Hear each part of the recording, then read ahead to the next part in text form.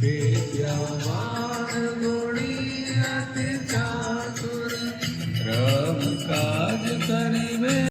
श्री राम जय जय राम, श्री राम जय जय राम, श्री राम जय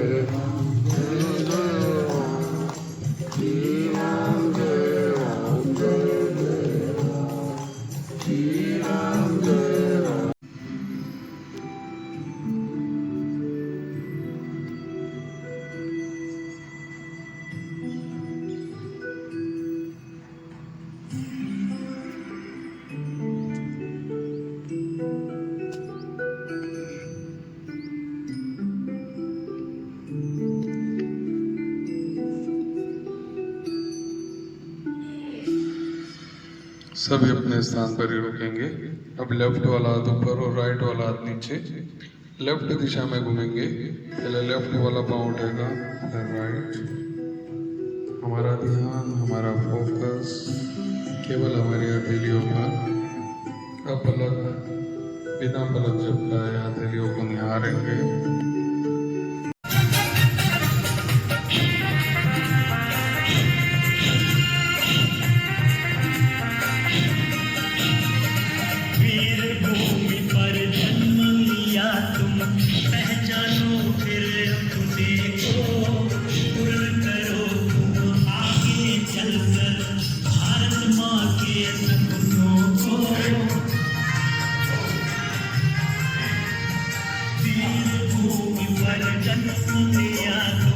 पहचानो फिर अपने को, पूर्ण करो तुम आगे चलकर भारत माँ के सपनों को।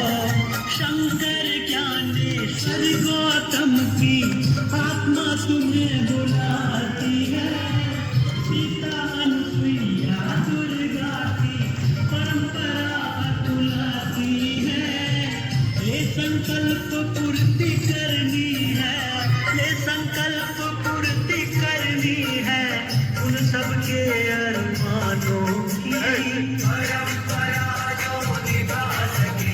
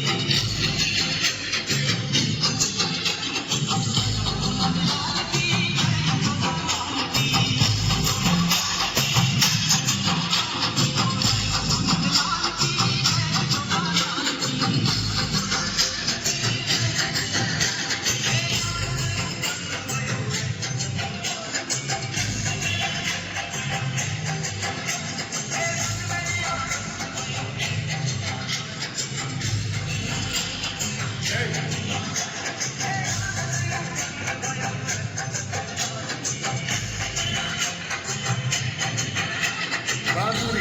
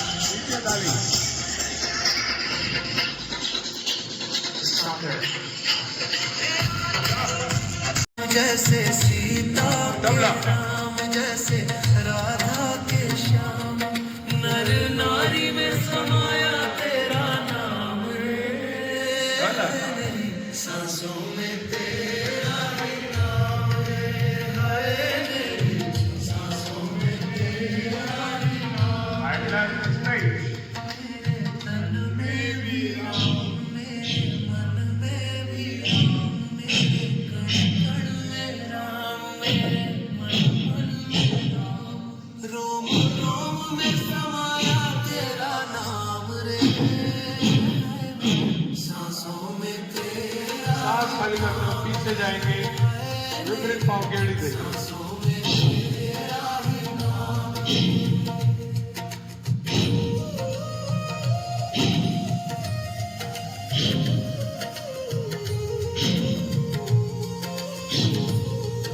राइट लेफ्ट कंधे घुमाएंगे, बिना हाथ जाएगा ऊपर गर्दन जाएगी।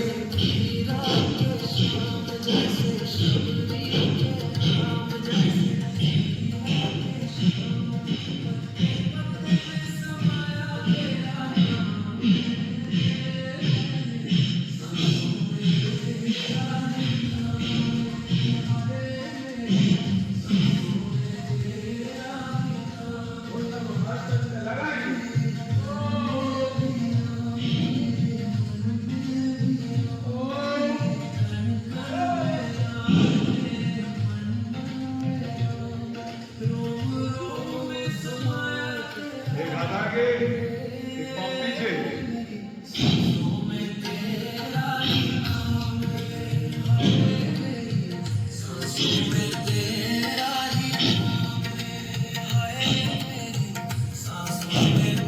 साइड में पाँव बनेंगे और छुएंगे।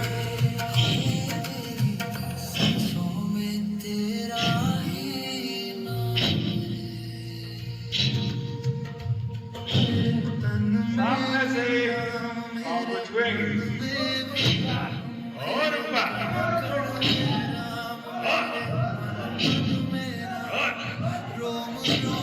जिसकी आवाज उतना राम राम राम राम राम राम राम राम राम राम शक्ति राम राम राम राम राम राम राम राम राम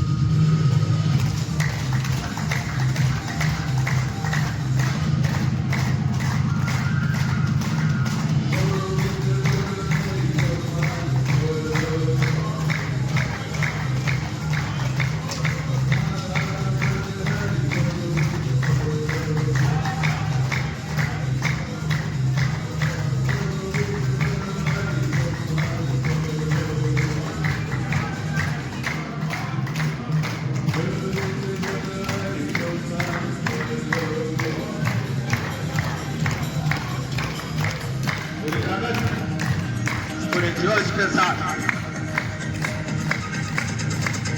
राधे श्याम श्याम श्याम श्याम श्याम श्याम श्याम सीता राम राम राम राम सीता राम राम राम राधे श्याम श्याम श्याम।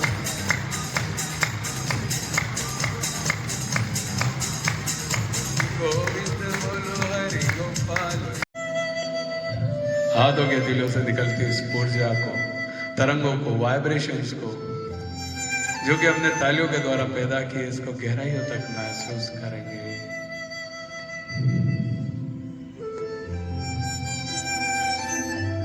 बहुत ताकत, बहुत शक्ति है हमारे भीतर।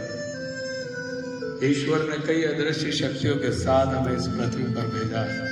जरूरत है इन शक्तियों को जानने की, इनको पहचानने की, इनको जगाने की। हम हमारी छुपी हुई शक्तियों को जानेंगे, इन्हें जगाएंगे, ईश्वर को धन्यवाद देंगे इस सुंदर मानव जीवन के लिए, इस प्रकृति के लिए, इस आनंद के लिए, इस उल्लास के लिए। ईश्वर से प्रार्थना करेंगे, मैं जो डिजर्व करता हूँ बस वो मुझे मिले। जीवन भर हम छोटी मोटी इच्छाओं के पीछे भागते रहते हैं, छोटी मोटी इच्छाओं की पूर्ति के लिए भगवान से प्रार्थना करते रहते हैं। पर जिस दिन भगवान से हम ये मांगना चालू कर दें कि मैं जो कर सकता हूँ बस वो हो जाए, तो देखिए आपके जीवन में चमत्कार हो जाएगा। क्योंकि आप भी नहीं जानते कि आप क्या कर सकते हैं, आपके भीतर कितनी ताकत, कितनी शक्ति, कितनी क्षमताएं हैं। सब कुछ हमारे भीतर है, बाहर कुछ भी नहीं। स्वयं को जानेंगे, स्वयं को पहचानेंगे, स्वयं को जगाएंगे कि ईश्वर का दिया कभी अल्प नहीं होता, जो टूट जाए वो दृढ़ संकल्प नहीं होता। हार को जीत से दूरी रखना, क्योंकि जीत का कोई विकल्प नहीं होता। कि कुछ ऐसा असर मेरी मोहब्बत का हो जाए, मैं आंख बंद करूं और सामने तेरा दीदार हो जाए। कि ईश्वर ने हमें आंखें दी है देखने के लिए, पर वो खुद हमें बंद आंखों से दिखता है। कि ईश्वर तय करते हैं कि हम जीवन में किन परिस्थितियों से गुजरेंगे, पर हम तय करते हैं कि उनमें से कैसे गुजरेंगे। बदन मेरा मिट्टी का, सांस है मेरी उधार है, घमंड करूं तो किस बात का, यहाँ तो हम सब किराएदार हैं। मुझे नहीं पता पाप और पुण्य क्या होता है। आपके किसी कार्य से अगर किसी को दुख पहुंचे तो वो सबसे बड़ा पाप, आपके किसी कार्य से किसी के चेहरे पे मुस्कान आए तो वो सबसे बड़ा पुण्य। कहते हैं ज्ञान तो सभी के पास है, बांटना है तो मुस्कान बांटिए। हमारे कर्म ही हमारी पहचान है, वरना एक नाम के तो लाखों इंसान। धीरे धीरे हाथों को नमस्कार की मुद्रा में लाएंगे, अंगूठा हृदय से स्पर्श करेगा, उंगलियों के बीच में दूरी रहेगी। जो हमने मुंह में लारी घंटी की उसको अच्छे भाव से ग्रहण करेंगे, उसको नाभि तक पहुंचाएंगे। धीरे से अपनी आंखें खोलेंगे।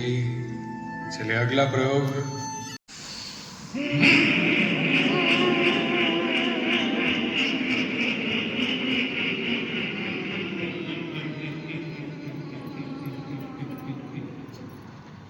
लंबी गहरी सांस।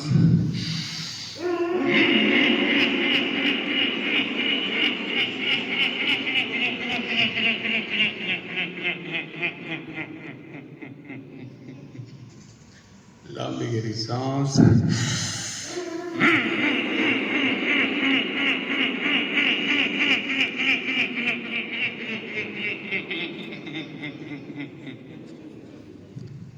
चलिए अगला प्रयोग, टैपिंग। सिर को टैप करेंगे, आगे और पीछे से जोर से दीजिए और इसे चल देंगे।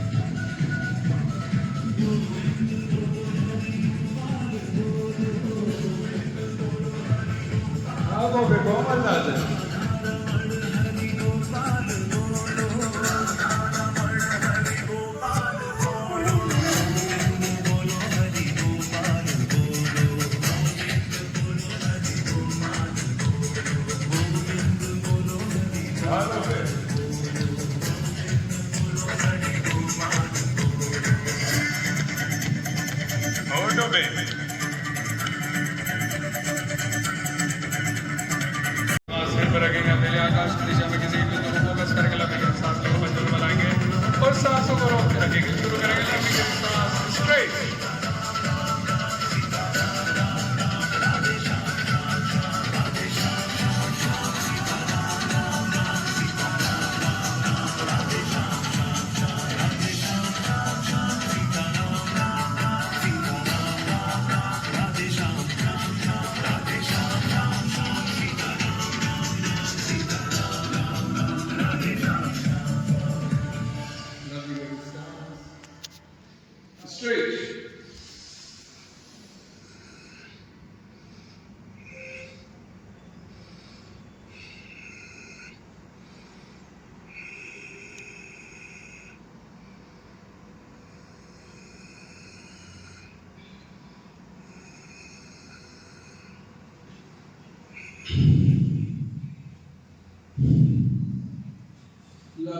सांस।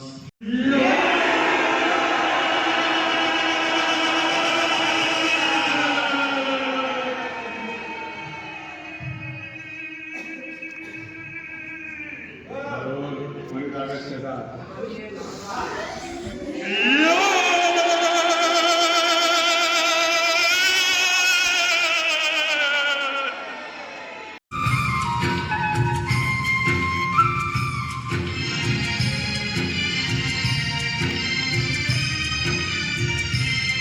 उस बांसुरी वाले की,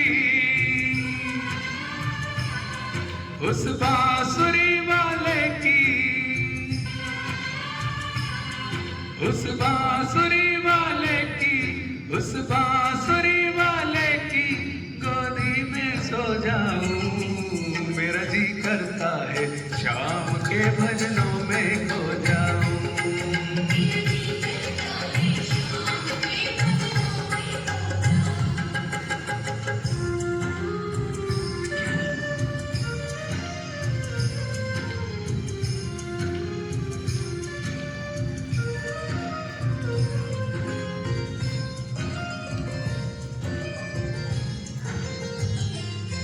देखी दुनिया दीवानी, ये मतलब की मस्तानी, बिन मतलब रुख न जोड़े यह नित नित नई कहानी।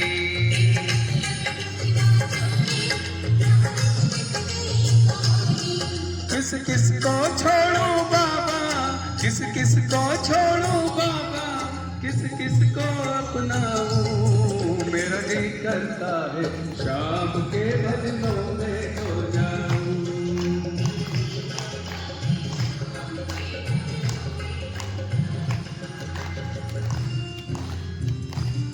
हारे के सहारे की बाबा श्याम की।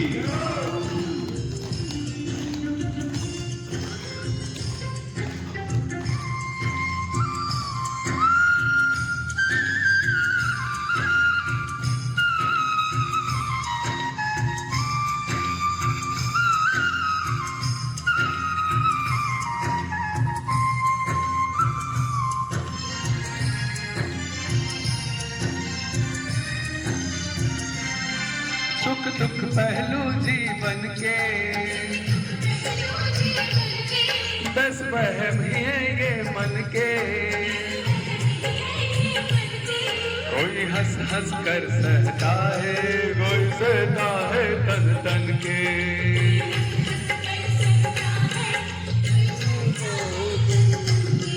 जीवन की पहली उलझी, जीवन की पहली उलझी मैं कैसे सुलझाऊं। मेरा जी करता है शाम के भजनों में खो जाऊं।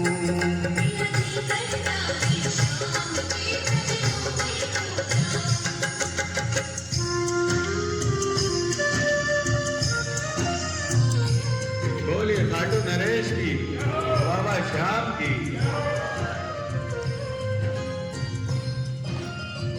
सामने सेठ की।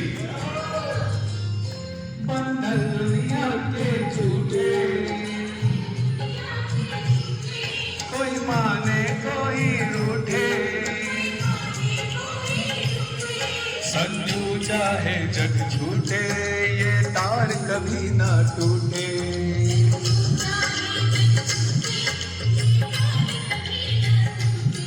बस इतनी कृपा कर दे, बस इतनी कृपा कर दे, मैं तेरा हो जाऊं। मेरा जी करता है शाम के भजनों में खो जाऊं।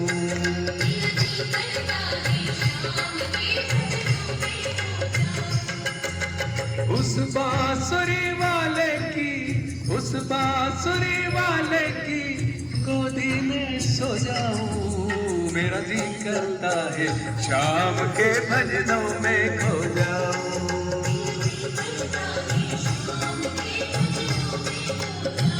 ओ मेरा जी करता है शाम के भजनों में खो जाऊं। मेरा जी करता है शाम के भजनों में खो जाऊं। मेरा जी करता है। बोलिए हारे के सहारे की बाबा। कलयुग इसलिए कहते हैं क्योंकि यहाँ व्यक्ति करने से ज्यादा बनने में विश्वास रखता है। कहानी एक चतुर चालाक व्यक्ति की, हम में से भी कई हैं ऐसे चतुर चालाक, है ना। तो कहानी एक ऐसे चतुर चालाक व्यक्ति की। एक बार क्या होता है, उसके घर एक महात्मा आते हैं। महात्मा आते हैं, प्रवचन देते हैं। प्रवचन में वो बताते हैं कि हर व्यक्ति को मृत्यु के पहले 4 संदेश आते हैं ऊपर वाले की तरफ से। 4 मैसेज आते हैं, हर व्यक्ति को आते हैं, भले वो पुरुष हो महिला हो कोई भी हो, हर व्यक्ति को 4 संदेश आते हैं। और जो इन 4 संदेश को समझ लेता है, जान लेता है, तो वो अपने जीवन में कुछ बदलाव कर लेता है, भक्ति भाव कर लेता है, कुछ अच्छे कर्म कर लेता है। तो जो बचा हुआ जीवन है उसको सुधार सकता है। ये बात बोल के महात्मा जी घर से चले गए। अब ये जो चतुर चालाक व्यक्ति था, इसने कहा ठीक है, अच्छी बात बताई महात्मा जी ने, 4 संदेश आएंगे तो जब भी अपने को ऐसा कोई मैसेज मिलेगा तो अपन उस समय सब अपना कामकाज छोड़ देंगे, अपने बच्चों को सब कामकाज दे देंगे और थोड़ा भजन भाव कर लेंगे, कुछ अच्छा कर्म कर लेंगे और जो बाकी की जिंदगी बचेगी उसको सही साट कर लेंगे। और वो जो चतुर चालाक व्यक्ति था वो काम धंधे में लगा रहा, धन कमाने में लगा रहा, क्योंकि उसको तो ये था कि संदेश आएंगे उसके बाद संभलेंगे, अभी क्या काम है अपने को संभाल के। वो पूरा जीवन उसने अपना खपा दिया पैसा कमाने में, चतुराई में, चालाकी में। और एक दिन आया कि उसकी तबीयत बहुत बिगड़ गई, उसको अस्पताल ले जाया गया। डॉक्टरों ने चेक किया और कहा बस आपका अंतिम समय आ गया है। तो ये जो चतुर चालाक व्यक्ति था, जो सेठ जी थे, इन्होंने कहा क्या बात कर रहे हो आप, कैसे हो सकता है सर। उन्होंने अपने परिवार वालों को बुलाया, बच्चों को बुलाया, बोला जाओ उन महात्मा को लेके आओ जो अपने यहाँ घर पे आए थे कुछ सालों पहले, उनको लेके आओ, ढूंढ को उनको लेके आओ। महात्मा जी को लेके आते हैं, ढूंढ के लेके आते हैं कि चलो आपको सेठ जी बुला। महात्मा जी आते हैं तो व्यक्ति कहता आप झूठे हैं, आपकी तपस्या झूठी है। आपने कहा था कि 4 संदेश आएंगे, मुझे तो कोई भी संदेश नहीं आया। आप तो बोल रहे थे मैं तो हिमालय से आया हूँ और मैंने दिव्य ज्ञान को प्राप्त किया है और आपको 4 संदेश मिलेंगे और ये वो, और मुझे कुछ भी नहीं। देखो और मेरी मृत्यु की घड़ी निकट है, कुछ ही समय में मैं मरने वाला हूं। महाराज जो महात्मा जी होते हैं वो जोर जोर से हंसते हैं और हंसते हंसते कहते हैं कि संदेश तो तुझे भी मिले लेकिन तूने उसे इग्नोर कर दिया, आया गया कर दिया, इग्नोर कर दिया। बोले कैसे? बोले पहला संदेश तो तुम्हें तब मिला था जब तुम्हारे बाल सफेद होना चालू हुए थे, पर तुमने क्या किया? बाल को काला कर लिया, है ना, सच्चाई से मुंह मोड़ लिया। अभी भी देखो तुम्हारे ये बालों के नीचे सफेद बाल झांक रहे हैं। तो ये पहला संदेश तो तुम्हें तब मिला था, तुमने इसे इग्नोर कर दिया। दूसरा संदेश, जब तुम्हारी आंखों की दृष्टि मंद पड़ गई थी, तुम्हें बाहर का दिखना कम हो गया था, यही वो समय था जब तुम्हें अंतर्मुखी बनना था, अपने अंदर झांकना था, ध्यान करना था, अपने अंदर के विकारों को दूर करना था, अपने अंदर की दुनिया को सजाना था। लेकिन इसको भी तुमने इग्नोर कर दिया और क्या किया? क्या किया? चश्मा लगा लिया। बाहर की दुनिया अच्छी है, अंदर से क्या काम अपने को, है ना। बाहर की दुनिया अच्छी, चश्मा लगा लिया। तो दूसरे संदेश को भी तुमने इग्नोर कर दिया, आया गया कर दिया। फिर तीसरा संदेश तुम्हें भगवान जैसे मिला, तुम्हारे दांत ढीले हो गए, दांत गिरने लग गए। यह वक्त था जब आपको क्या करना था? सरल और सात्विक भोजन शुरू करना था, ठीक है। लेकिन तुमने क्या किया? नए दांत बिठवा लिए, आजकल तो इम्प्लांट हो रहे हैं, लोहे के चने चबा सकता है बुढ़ा आदमी भी है ना, इम्प्लांट हो रहा है। तो तुमने नए दांत बिठा लिए और वही भौतिक सुविधाएं और जो पुराना भोजन तुम्हारा चल रहा था वही चालू रखा, तला गला सड़ा सब खाते रहे, और तुमने इस संदेश को भी इग्नोर कर दिया। चौथा संदेश तुम्हें मिला बीमारियों के रूप में, शुगर हुई, बीपी हुई, थायराइड हुआ, बहुत सारी बीमारियां हुई, लेकिन तुमने उन्हें भी क्या किया, दवाइयां ले लेके उसको भी दबाते रहे और इस संदेश को भी इग्नोर कर दिया। तो ये चारों संदेश तुम्हें परमात्मा से मिले थे, लेकिन उन सबको तुमने इग्नोर कर दिया। अगर तुम सही समय पर इन संदेशों को पहचान लेते और अपना जीवन, जो बचा जीवन था, वो भक्ति भाव में, प्रभु की सेवा में, अच्छे कर्मों में लगाते, और तुम्हारी जो बची हुई लाइफ है इसको सुधार पाता है। लेकिन तुम अपनी चतुराई में, चालाकी में इतने खो गए थे, पैसा कमाने में इतने व्यस्त हो गए थे कि तुम्हें इन चीजों, इन संदेशों का पता ही नहीं लगा, तो वो चालाकी तुम पर आज भारी पड़ गई। तो छोटी सी कहानी है, हम में से भी कई लोगों को ये संदेश मिल गए होते हैं, कई लोगों को मिले हैं ना ऐसे संदेश। 2 संदेश तो मेरे को भी मिल गए, मेरी आंखों की ज्योति थोड़ी मंद पड़ गई, अब पास का देखने के लिए चश्मा लगाना पड़ता है। दूसरा, मेरे 1, 2, 4 बाल सफेद हो गए, 4, 5 बार। ये मेरे 42 साल की उम्र में हो गए थे, लेकिन मैंने 42 साल की उम्र से मेरा जीवन बदलना शुरू कर दिया था। मैंने वो सारा काम चालू कर दिया था जो ये मैंने पढ़ा सुना है, मुझे इसके बारे में जानकारी नहीं थी, लेकिन वो संदेश मुझे पता नहीं अपने आप ही मिल गए थे, क्योंकि मैंने मेरे जीवन का अर्ली रिटायरमेंट 40 साल की उम्र में ही लिखा था।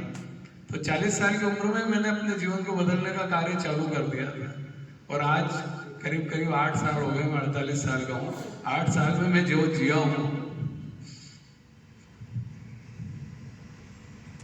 कि मुझे कोई गम ही नहीं है कि यार अब कोई लाइफ अगर आगे मिलती नहीं मिलती, लेकिन मैं जो जिया हूँ, एक एक पल को जिया हूँ मैं 8 साल की,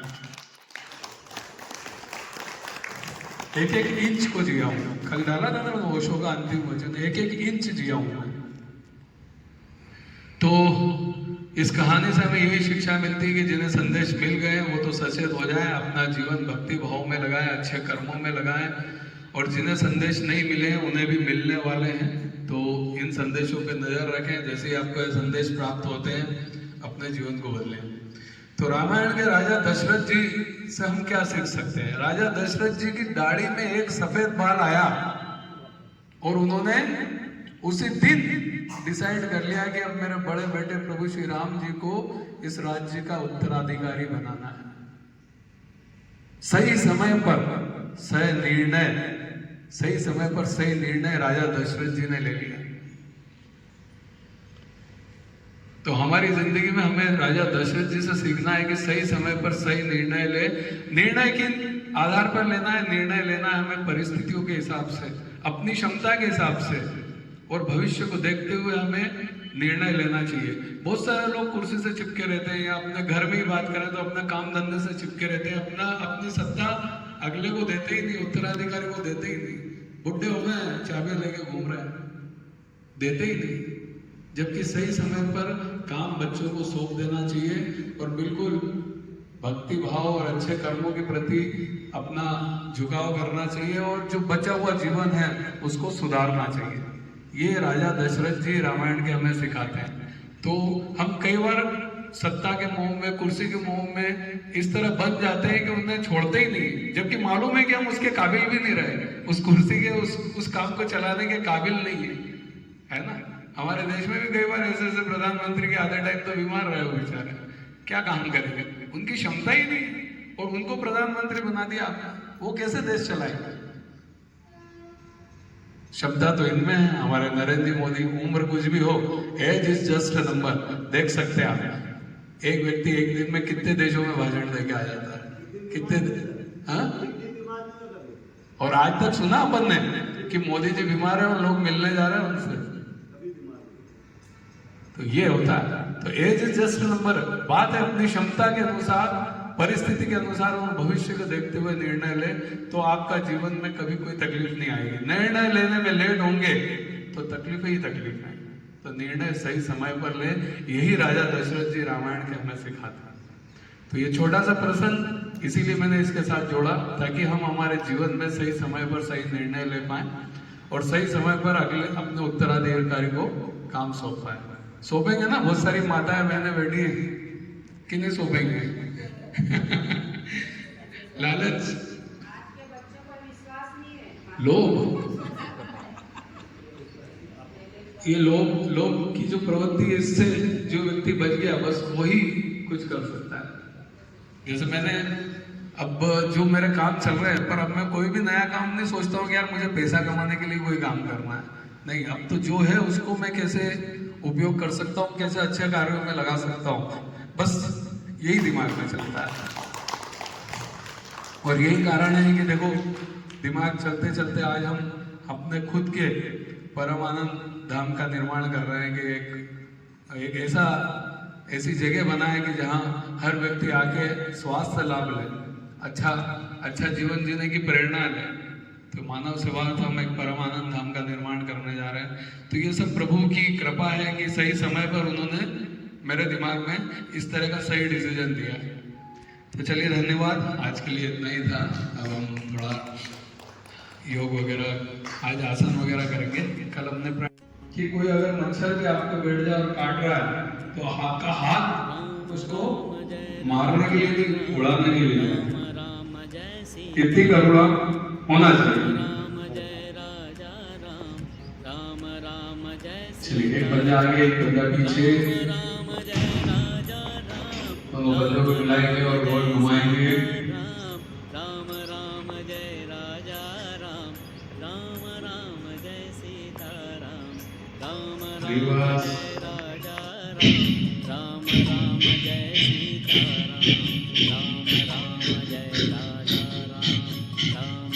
गोल घुमाएंगे, जीरो बनाएंगे, रिवर्स, पंजे को जंगा पे रखेंगे, एक्यूप्रेशर पॉइंट दबाएंगे।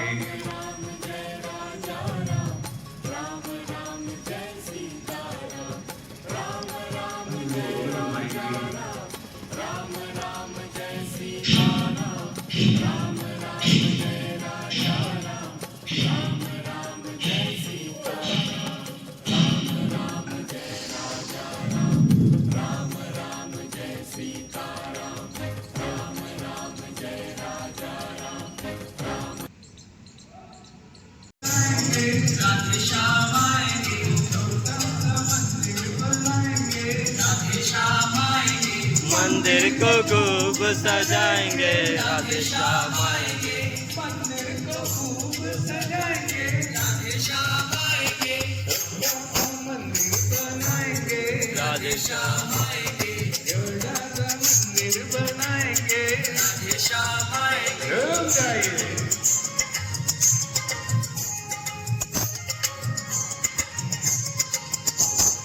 भक्तों की बिगड़ी बनाएंगे, राधे श्याम आएंगे। भक्तों की बिगड़ी बनाएंगे, राधे श्याम आएंगे। छोटा सा मंदिर बनाएंगे, राधे श्याम आएंगे। छोटा सा मंदिर बनाएंगे, राधे श्याम आएंगे।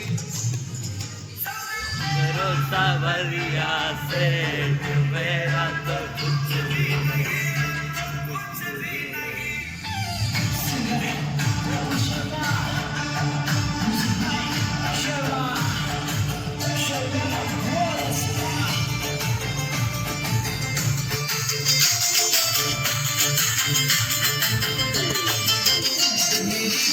मेरा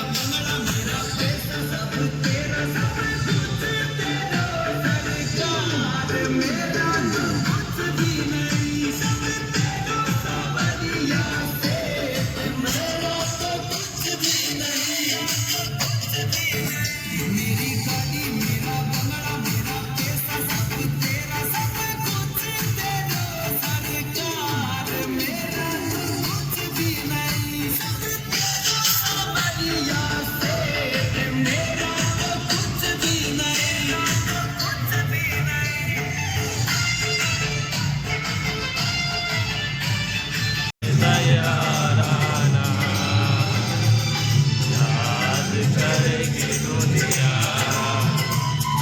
तेरा मेरा अफसाना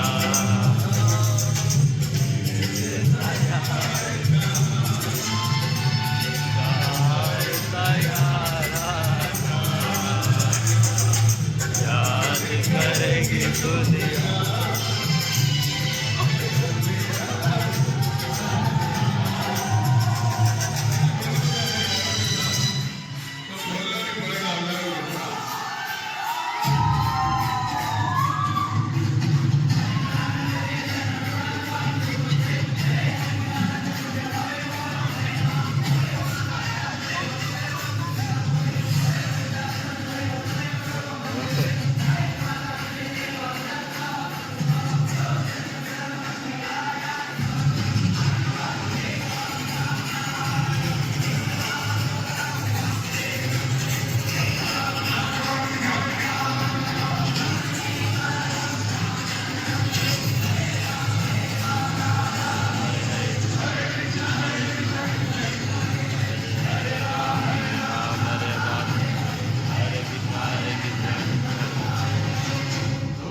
तेरे सामने तो सही है, आसपास हूँ। पलकों को बंद कर और दिल से मुझे याद कर। मैं और कोई नहीं, मैं तो तेरा विश्वास हूँ। मुझे नहीं पता कि मेरी लाइफ की स्टोरी में क्या लिखा होगा, पर एक बात जरूर है, उसमें कभी भी नहीं लिखा होगा कि मैंने हार मान ली है। धीरे धीरे आप नमस्कार मुद्रा बनाएंगे, आप उठा निधर से स्पर्श करेगा उन लोगों की दूरी रहेगी, जो हमें मिलारी करने की उसको अच्छे भाव से ग्रहण करेंगे, उसको ना भी तो चाहेंगे। हम वक्त बदल देंगे, जज्बात बदल देंगे, हम वक्त बदल देंगे, जज्बात बदल देंगे। जो बुरी लगी दिल को, जो बुरी लगी दिल को, हर बात बदल देंगे। हम वक्त बदल देंगे, जज्बात बदल देंगे, हम वक्त बदल देंगे, जज्बात बदल देंगे।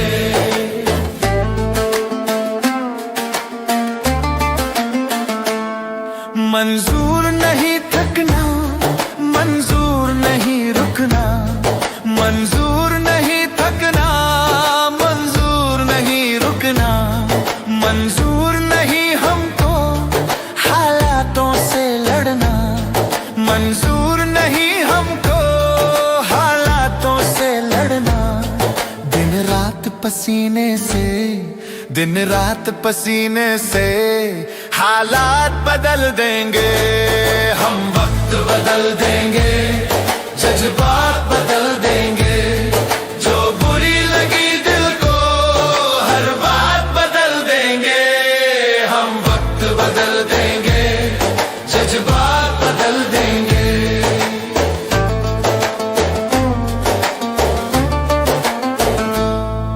हम आए हैं जग को कुछ देकर जाएंगे, हम आए हैं जग को कुछ देकर जाएंगे। सबको नतमस्तक कर वर लेकर जाएंगे, सबको नतमस्तक कर वर लेकर जाएंगे। ठोकर दाताओं की, ठोकर दाताओं की औकात बदल देंगे।